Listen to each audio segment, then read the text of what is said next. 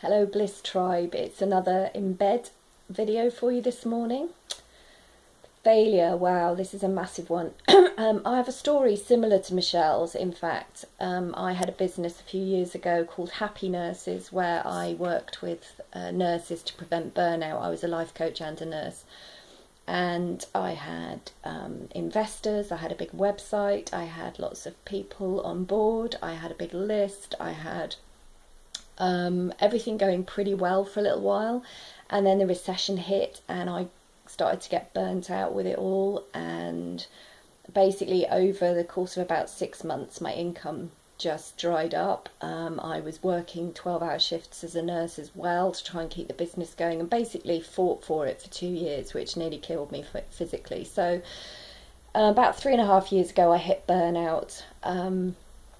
And with that depression and with that, even though I hadn't had a drink for a long time, I started drinking to deal with it. And this time around found that I couldn't stop. And so that was the first sign that my addiction was really, had really kicked in, surprisingly, because I didn't really realise that was on my cards either. So the upshot of that is that I lost my career because I was drunk at work and my career went. My suspension is still being investigated now, coming to the end of the course of action 2 and a bit years later.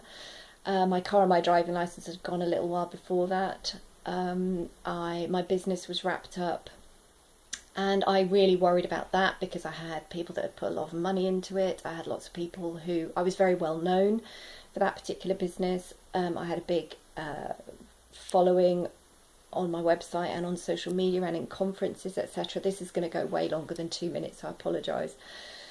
And I worried about what people would think. I worried about the money. I worried about the friendships, what would happen to them. And really, you know, I tried to hold it together for everyone else, even though I was really, really miserable and burning myself out and just wanted an end to it.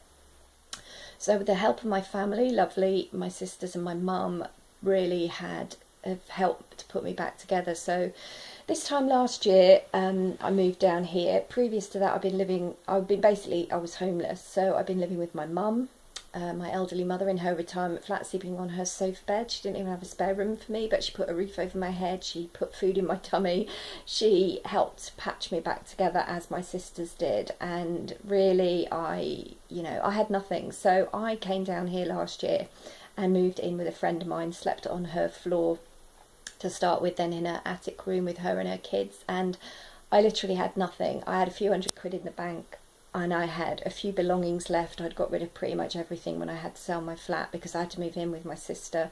I had nowhere to store anything. So I have literally a handful of belongings with me.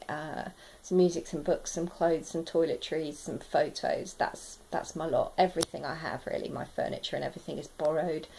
And I could, a lot of people still call that business failure. And I go, yeah, financially it did fail and we lost a lot of money. It's money, right? And I've reframed a lot of this stuff now. It's money. What I gained from that failure was I know now how to do a load of things in business that I didn't know before, right? The only way to learn how to run a business is to run a business.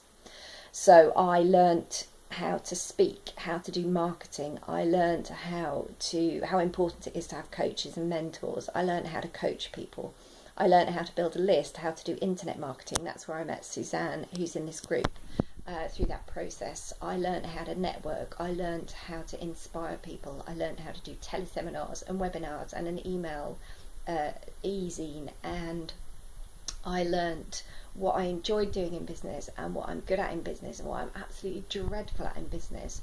And I learned all these lessons in that package of that. I also learned through losing everything and through my failure that actually the people that love me will come with me anyway. I did lose some friends. I lost a really good friend of mine who put a lot of money into the business, and one other friend of mine who also put the same amount of money in is still in touch with me because he's more of a business person and he gets that this all happens. So the failure, really I don't fear failure quite so much. I fear staying in a life that's shit.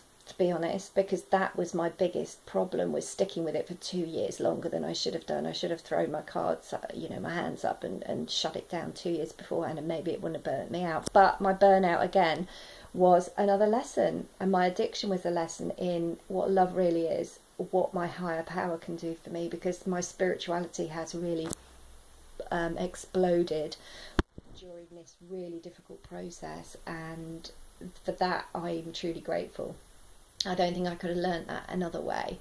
I've learnt that I still have friends, I still have a network, I still have my knowledge and skills, and financially I have absolutely nothing right now, but I know how to make it, I know how to get there.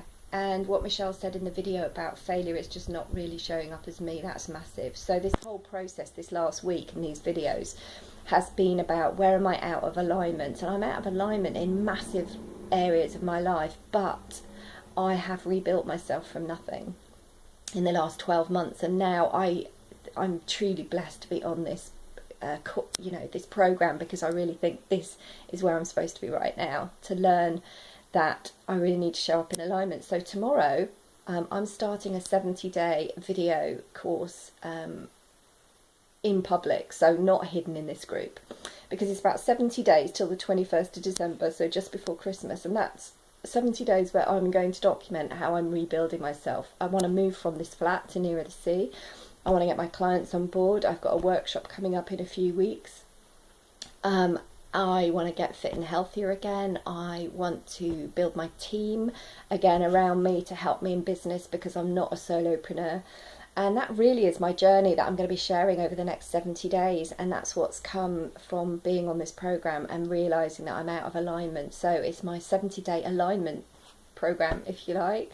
So that's what I'm going to be doing. So thank you for watching this. This is a massively long video, and I apologise for that. And I might even share this in public as well, just because it's really important, I think, to talk about, people fear failure so much. What if it goes wrong? What if my business fails? What if this? What if that? Well, your business might fail. Things might not work. If you've never run a business before, you don't know what you're doing. And, the point is to be able to reflect on it, learn what you need to learn, and start again. And I've been reading a lot, watching a lot online, Brené Brown and Liz Gilbert, about this. Like, there are no guarantees when we set off on a creative or business path that things will work out. There's no guarantees in life, in fact.